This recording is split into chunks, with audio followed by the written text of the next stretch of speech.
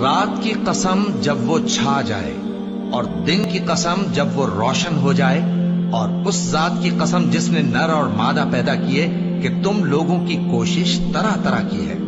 سو جس نے اللہ کے رستے میں مال دیا اور پرہیزگاری کی اور بہترین بات یعنی کلمہ توحید کو سچ جانا، تو اس کو ہم آسان طریقے کی توفیق دیں گے، اور جس نے بخل کیا اور بے پرواہ بنا رہا اور بہترین بات کو جھوٹ سمجھا، تو ہم اسے رفتہ رفتہ سختی میں پہنچا دیں گے،